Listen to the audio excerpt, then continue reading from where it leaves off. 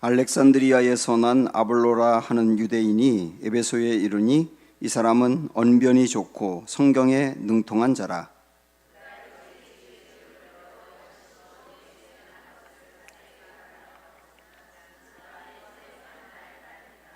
그가 회당에서 담대히 말하기 시작하거늘 브리스길라와 아굴라가 듣고 데려다가 하나님의 도를 더 정확하게 풀어 이르더라.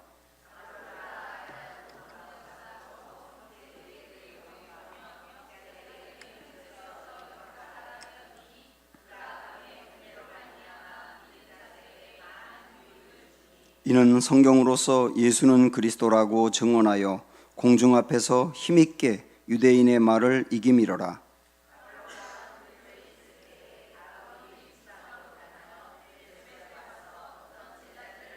이르되 너희가 믿을 때에 성령을 받았느냐? 이르되 아니라 우리는 성령이 계심도 듣지 못하였노라.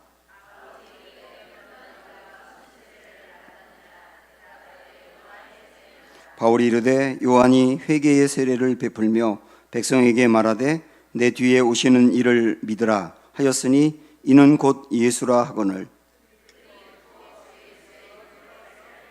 바울이 그들에게 안수함에 성령이 그들에게 임하심으로 방언도 하고 예언도 하니 모두 12사람쯤 되니라. 아멘. 네, 둘러보시면서 인사합니다. 사랑합니다. 축복합니다.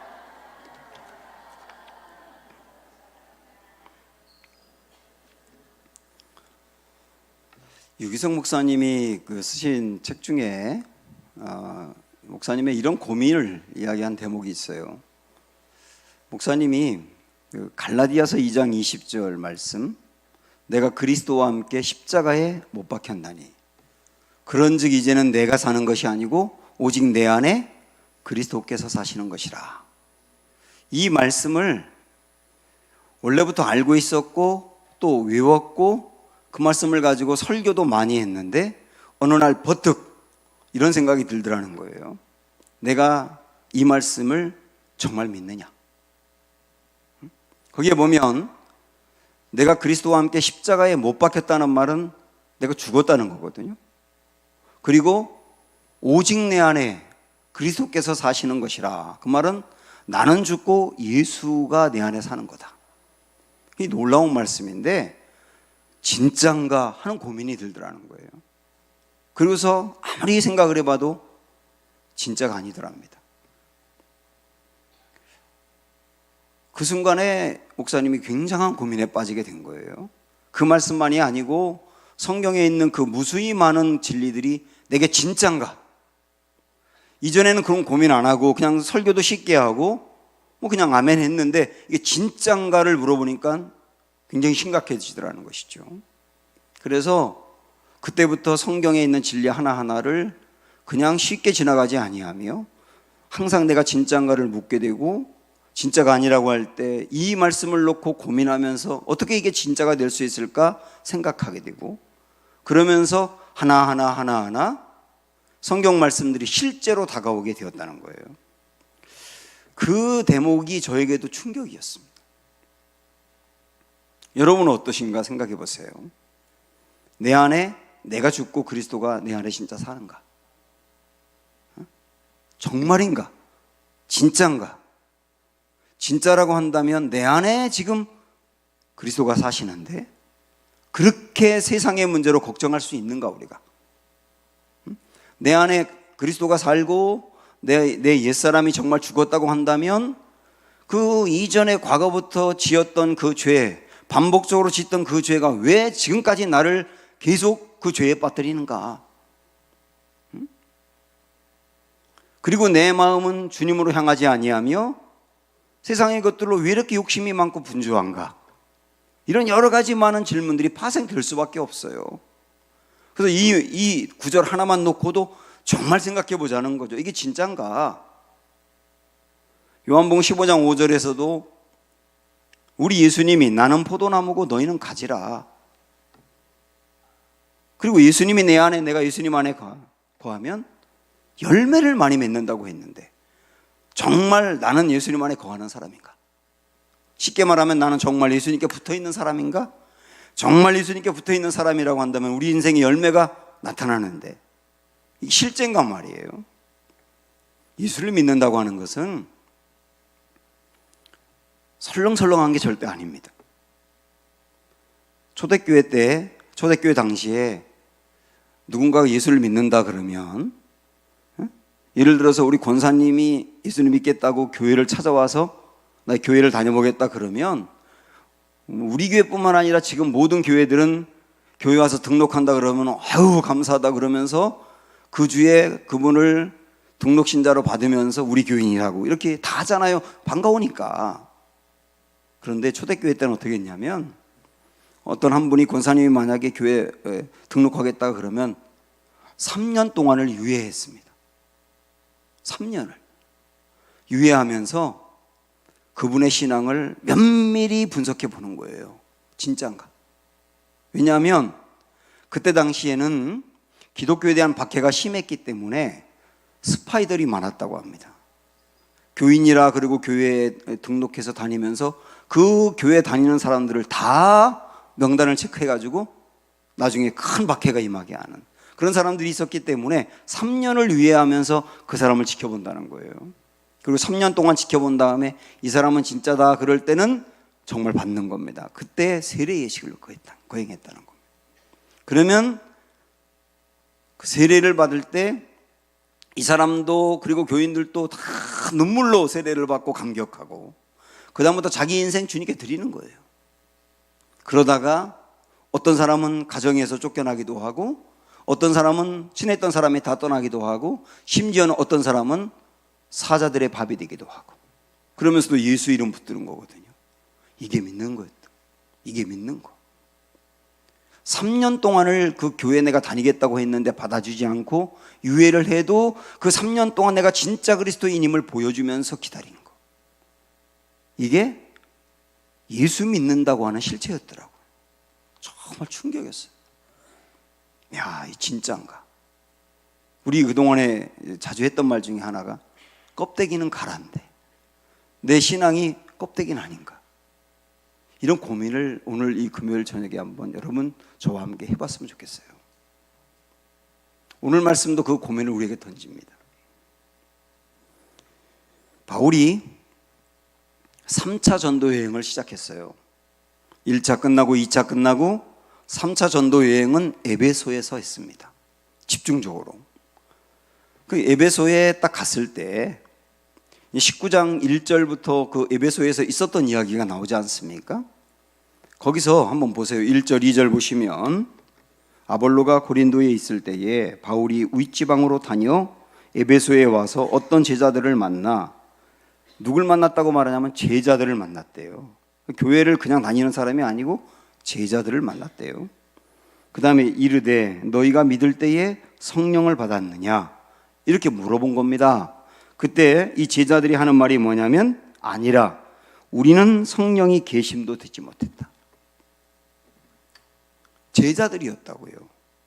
에베소 교회의 제자들. 근데 그들의 입에서 나온 말이 뭐냐면 우리는 성령이 계심도 듣지 못했다. 이들은 가짜였던 거예요. 그런데 제자였어요. 그러면 너희들은 무슨 세례를 받았느냐? 이렇게 바울이 물어보니까 3절 뒷부분에서 뭐라고 말하냐면 요한의 세례를 받았다 그래요. 요한의 세례를 받은 것만으로는 아직 아닙니다. 근데 이들은 그랬던 거예요. 이 요한의 세례를 받았다는 게 구체적으로 어떤 것이냐는 조금 이따가 말씀드릴게요. 지금 에베소 교회가 제자들의 입에서 성령의 계심도 듣지 못했다고 하는 충격적인 얘기를 하고 있는데 왜 그랬느냐면 에베소 교회에서 목회했던 아볼로 때문이에요. 아볼로라고 하는 사람은 우리가 앞에서 읽었던 18장에 아볼로를 소개하고 있거든요. 24절부터 한번 하나하나 보십시오. 아볼로가 얼마나 대단한 사람인가? 24절 보시면 알렉산드리아에서 난 아볼로라 하는 유대인이 이렇게 돼 있어요. 이 사람은 알렉산드리아 출신인데 알렉산드리아는 이때 당시에 로마 다음으로 가장 컸던 도시였습니다. 거기에 유대인들이 많았는데 그 중에 한 명이 이 아볼로였어요. 근데 그가 알렉산드리아에서 유대교인이었는데 기독교로 개종을 한 것 같아요. 그런데 그가 에베소에 이르니, 여기 에베소에 목회를 하러 온 겁니다. 그냥 교인이 아니고 목회를 하러 왔다고요. 그런데 이 사람은 언변이 좋고 성경에 능통한 자라 그랬어요.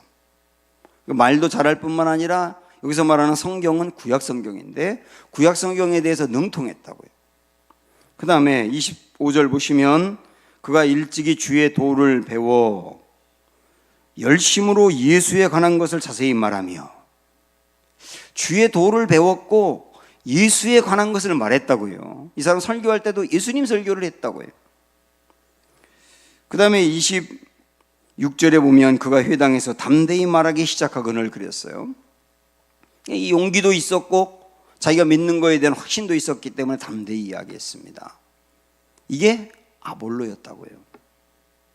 언변도 좋고 배운 것도 많고 성경에 능통한 자인데다가 가르치기도 잘하고 열정도 있고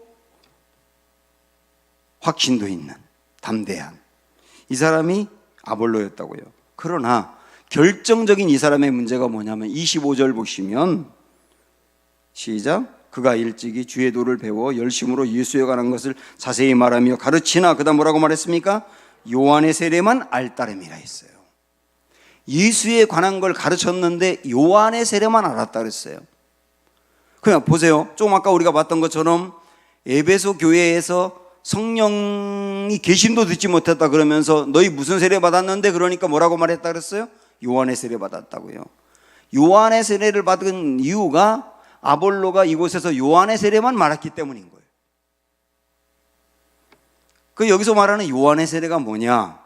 세례 요한이 베푼 세례와 메시지를 말하는 겁니다. 세례 요한의 메시지는 한마디로 말하면 회개였어요. 회개하라 강력하게 외쳤거든요. 그러면서 회개하지 아니하면 도끼가 나무를 찍듯 찍어낼 것이다. 뭐라고 말하냐면 심판이 있을 것을 말한 거예요. 그래서 회개하라고 말하고 심판이 있을 걸 말하면서 심판이 있으니까 회개하라 그러면서 회개도 그냥 입술로만 회개하지 말고 회개에 합당한 열매를 맺으라 그랬어요. 옷이 두 벌이는 자는 한 벌을 주고 다른 사람 것을 늑탈한 일이 있으면 그걸 갚고, 이런 식으로 구체적으로 행동까지 보이라 그랬단 말이에요. 그래서 요한의 세례를 오늘 19장 4절 보시면 바울이 이르되 요한이 회개의 세례를 베풀며 이렇게 나와 있잖아요. 그러니까 요한의 세례의 핵심은 회개였던 거예요. 이 세례는 굉장히 중요하고 필요합니다. 문제는 뭐냐면 요한의 세례만 받고 나면, 요한의 메시지만 듣고 나면 두려움에 빠지는 거예요.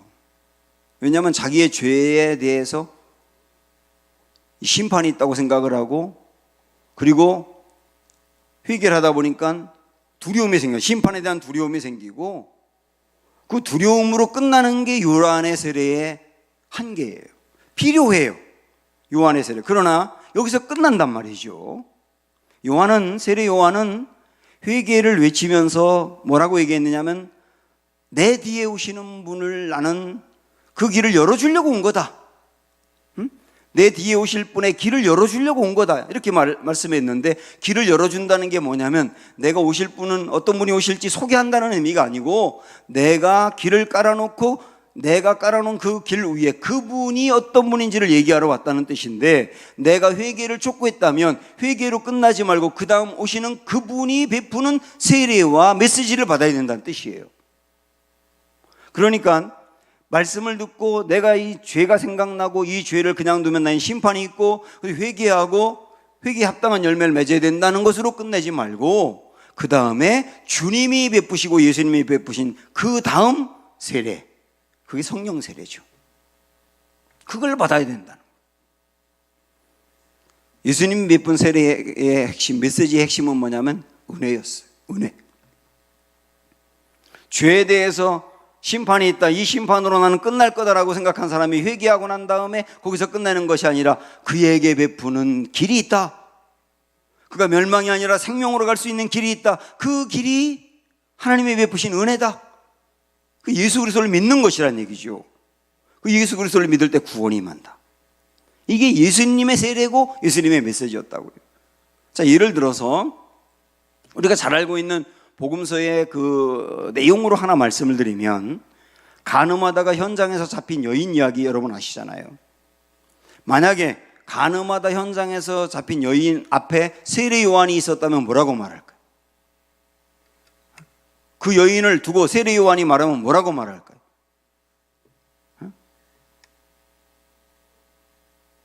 그 죄에 대해서 통렬히 지적을 하면서 이 죄는 멸망받아 마땅한 죄라고 말하면서 내 앞에 도끼가 놓여 있다고 말하며 회개하라고 했을 거예요.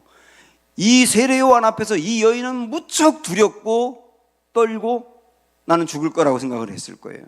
필요해요, 그게. 그러나 그 다음 세례 요한으로 끝나게 되면 두려움을 갖고 끝나는 거예요. 그때 예수님이 그 여인에게 오셔서 했던 것이 여러분 아시죠? 뭔지. 나도 너를 정죄하지 않는다. 그러면서 용서했지 않습니까? 그 세례 요한의 세례하고 예수님의 세례, 세례 요한의 메시지와 예수님의 메시지가 어떻게 다른지 차이를 분명히 아셔야 된다고요. 문제는 에베소 교회는 예수님에 대해서 아볼로가 얘기를 했지만은, 예수님에 대해서 설명을 했지만, 회개를 강조했겠지만 구원에 대해서 얘기를 안 한 거예요. 교회에서도 예수님에 대해서 설교하는 게 설교의 핵심이거든요. 그런데 예수님에 대해서 얘기하지만 예수님을 믿으면 위로받아요, 예수님을 믿으면 기도 응답받아요, 예수님처럼 우리도 선행을 베풀어야 돼요, 이런 메시지도 필요합니다만은 이 메시지로 끝나는 게 세례 요한의 메시지 정도인 거예요. 예수님을 믿어야 될 가장 근본적인 이유, 구원과 은혜를 말해야 된다. 세례 요한의 메시지를 듣고 나는 망했다, 나는 틀렸다, 나는 끝났다라고 절망하고 있는 사람에게 예수 그리스도의 메시지를 전하면서 당신도 살 길이 있어요. 예수 그리스도를 믿을 때 하나님의 은혜가 당신에게 나타나고 십자가의 은혜가 나타나서 당신은 살 수 있어요. 여기까지 가는 게 예수님의 메시지거든. 그런데 안타깝게도 에베소 교회는 그 메시지가 없었단 말이에요.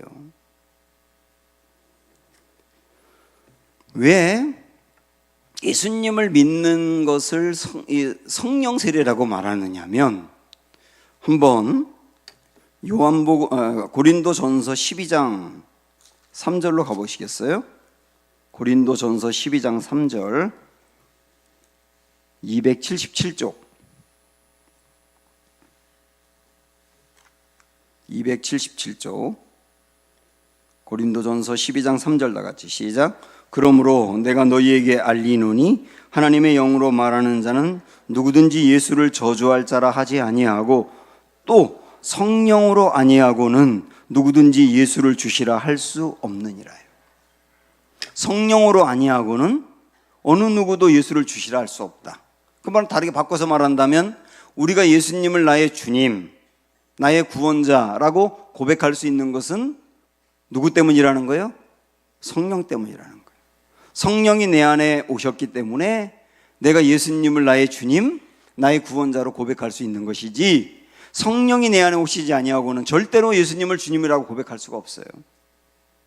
여러분 안에 예수님을 주라고 고백하는 믿음이 있다면, 예수님이 여러분 인생의 진정으로 구원자가 된다는 것을 믿는다면 여러분 안에 성령님이 계신 거예요.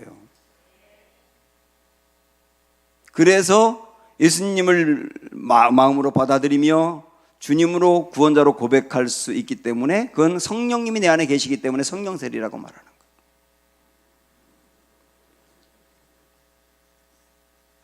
우리 중에도 요한의 세례만 받은 분이 있는가? 예수 그리스도를 구주로 영접하는 성령 세례를 갈망하셔야 됩니다. 아볼로 같은 사람들을 어떻게 말할 수 있냐면, 학문은 뛰어난데 경험이 없다고 말할 수 있어요. 경험 없는 학문이에요. 미국의 그 속담 중에 학문 없는 경험이 경험 없는 학문보다 낫다, 그런 말이 있거든요. 오늘 우리 말씀의 제목이기도 한데, 학문 없는 경험이 경험 없는 학문보다 낫다. 지식보다 경험이 낫다, 그런 의미로 해석할 수도 있습니다만은, 아는 것 중요하지만 만나는 것만 못하다, 그 얘기죠. 아볼로는 예수님에 대해서 이야기를 했으나 경험이 없는 거예요. 그리고 그 경험이 없다 보니 그 리더가 증거하는 메시지는 경험 없는 메시지가 되다 보니 그 메시지를 듣는 성도들도 경험할 수가 없는 거죠. 그게 지도자가 무서운 거죠. 영향력을 미치니까요. 제가 언젠가도 그런 이야기를 여러분에게 했었습니다만은, 제가 이전에 그 부목사로 있던 교회에서 세브란스 병원의 그 의대생들을, 연대 의대생들을 그 목회하는 원목이 있어요. 원목 목사님이 계셨어요. 그럼 미국에서 박사학위를 받고 와가지고 25년 동안 세브란스 병원 그 연대에서 학생들을 가르쳤어요. 성경에 대해서 가르치고, 그 다음에 채플 시간에 설교하고. 그런데 그분이 은퇴하고 난 다음에 쓰러졌습니다. 그래서 말도 약간 어눌하게 하고 뭐 잘 움직이지도 못하는 그런 상태가 된 겁니다. 수많은 목회자들과 장로님들, 이런 분들이 그 병원을 다녀갔는데, 어떤 권사님이, 그때 당시 집사님이었는데, 집사님이 그 목사님을 개인적으로 잘 알고 있었기 때문에 병문안을 갔었대요. 근데 끝나고 가려고 그랬더니 그 집사님의 손을 딱 잡으면서 김 집사, 나를 위해 기도해 달라고. 그래서 처음에는 사양하다가 너무 간절하게 이렇게 요구를 해서 기도를 하는데, 그 집사님의 그 표현이 그래요. 자기가 목사님을 위해서 기도하는데 자기가 기도하는 것 같지가 않더라고. 성령님이 내 입술에 말씀을 주시는데 그걸 그냥 이렇게 주시는 대로 전한 것이 기도였다고. 근데 기도를 딱 끝나고 났더니 이 목사님의 이 얼굴에 눈물로 범벅이 돼 있더라는 거예요. 그러면서 그 다음 뭐라고 말하냐면, 김 집사, 지금 김 집사가 기도할 때 내가 이제 예수님 만났다고 그러더라는 거예요. 그 다음부터 놀랍게 치유가 되기 시작한 거예요. 나중에 거의 다 치유가 됐는데, 그 다음에 이분 부부가, 목사님 부부가 기도원에 들어가서 매일매일 회개하며 울었다는 거예요. 뭘 울었느냐면, 하나님께서 나에게 그 학생들을 맡겨줬는데 25년 동안 수많은 학생들을 만났고 그들에게 내가 말씀을 전하고 성경을 가르쳤는데, 내 안에 생명이 없고 내 안에 예수가 없다 보니 내가 전한 메시지를 듣고 예수님 만난 사람이 한 명도 없었다는 거예요. 25년 동안. 설교를 했으면 뭐하며 가르쳤으면 뭐하냐 말이야. 그래서 내가 예수를 얘기했지만 예수님이 베푼 선행이라든지 그런 거 닮아가자, 그런 얘기만 했지 구원받는 도리에 대해서 얘기하지 않고 예수 생명을 얘기하지 않았단 말이에요. 그게 그렇게 후회가 돼가지고 매일 울고 울었다는 거예요.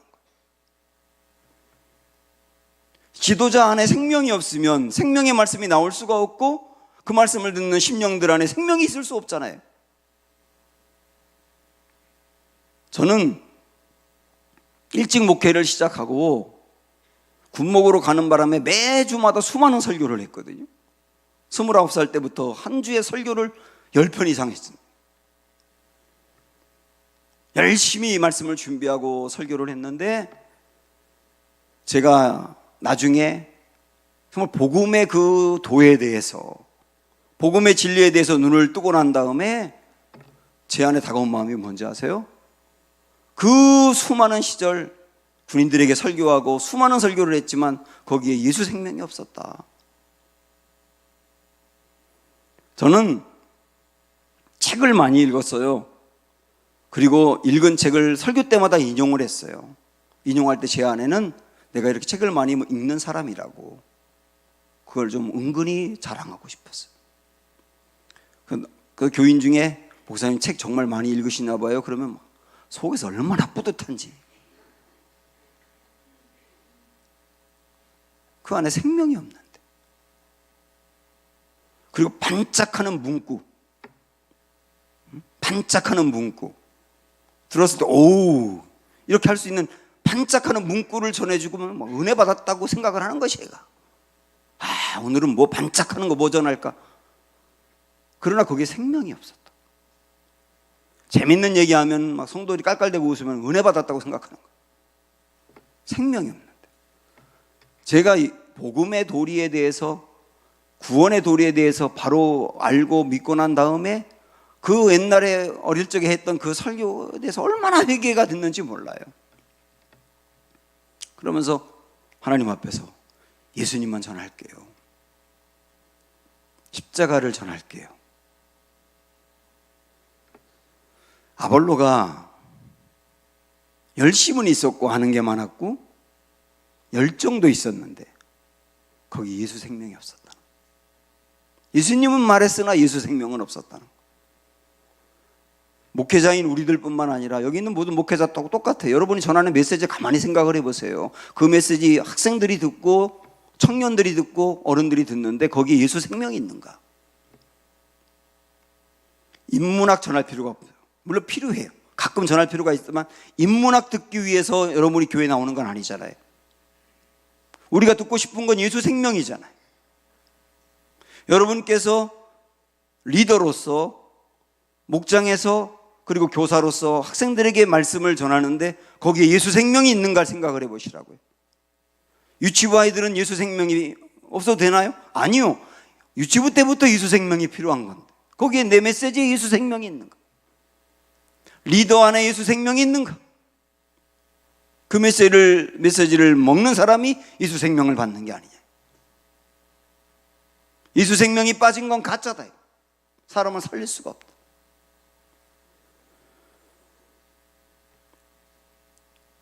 우리 안에 이 예수 생명이 충만하게 살아있는 메시지, 강단, 그리고 여러분의 입술에 선포가 되기를 축원합니다. 바울은 에베소 교인들 안에 예수 생명이 없다는 걸 알고 그들에게 예수님에 대해서 전합니다. 19장으로 다시 가보세요.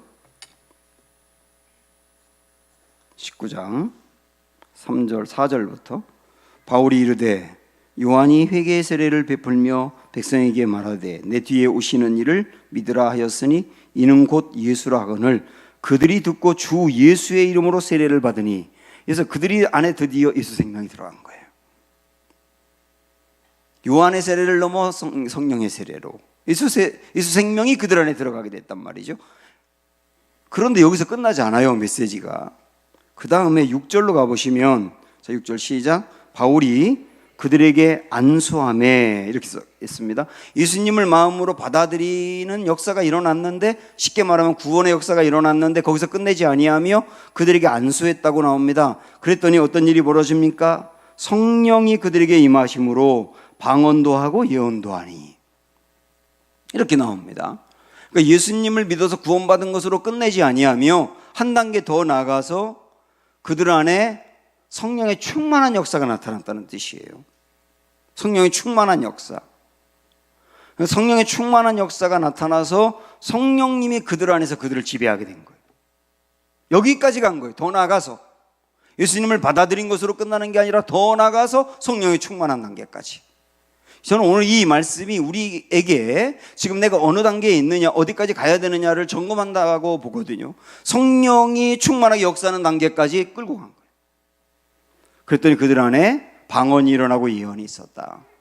이거는 이 현상 그대로 정말 방언을 했을 것이며 예언을 했을 거예요. 방언과 예언은 성령이 내 안에 임했다는 증거거든요. 그래서 중요한 거예요. 그런데 이걸 조금 더 의미를 부여한다면 방언을 하고 예언을 했다는 말은 방언은 하나님의 언어를 했다는 얘기예요. 그래서 그들의 입술로 우리가 하는 것처럼 방언만 한 것이 아니고 하나님의 말을 하는 사람들이 생겼다는 의미로도 봐도 괜찮아요. 예언이라고 하는 말은 나중에 어떤 일이 있을지 점치는 식으로 얘기하는 것이 아니고 하나님의 마음과 뜻을 알고 그걸 선포하는 게 예언이었거든요. 하나님이 이런 마음 주신다고, 하나님이 우리 공동체에 이런 마음을 주신다고 선포하는 게 예언이었는데, 예언을 했다는 말은 교회 안에 하나님의 뜻을 헤아리며 하나님의 마음을 전하는 이런 역사들이 나타났다는 뜻이에요. 그게 성령 충만이거든. 그러다 보니까 마지막 7절 보면 그렇게 방언도 하고 예언도 한 사람이 몇 명이라고 나오느냐 하면 12사람쯤 되었다고 나와요. 12사람이 예수님을 믿을 뿐만 아니라 성령 체험까지 간 거예요. 이 12사람이 이렇게 변화됐는데 이 12사람의 변화가 12사람으로만 끝난 것이 아니고 그 다음 우리가 보겠습니다마는 에베소의 부흥으로 일어나요. 에베소 지역의 부흥으로. 그래서 뭐 마술을 부리던 사람들이 다 태워버리고 이 에베소 자체가 완전 변화되는 진짜 부흥으로 나타나게 됐단 말이에요. 12사람으로부터 시작했는데 교회의 벽을 넘어 사회의 부흥으로 일어나게 돼요. 그리고 이 에베소 교회는 초대 교회 중에 예루살렘 교회에서 시작된 부흥의 역사가 안디옥 교회로 넘어와서 많은 선교사를 파송하면서 일하더니 나중에는 에베소 교회가 큰 일을 했거든요. 교회도 많이 개척하고 그렇게 크게 쓰임 받는 교회로 바뀌게 된 거예요. 12사람이 은혜 받으면서. 사랑하는 여러분, 오늘 요한의 세례에 머물러 있는 우리들 가짜예요. 예수 생명이 들어가야 돼요. 갈망하십시오. 여기서 끝나지 마시고 성령 충만 내 안에 역사하여서 성령 충만한 이들로부터 시작된 부흥의 역사가 교회뿐만 아니라 내가 가 있는 가정과 다른 지역까지 변화시켜서 거기도 살아나게 하는 이런 역사로 나타나는 은혜가 있기를 주의 이름으로 축원합니다. 마지막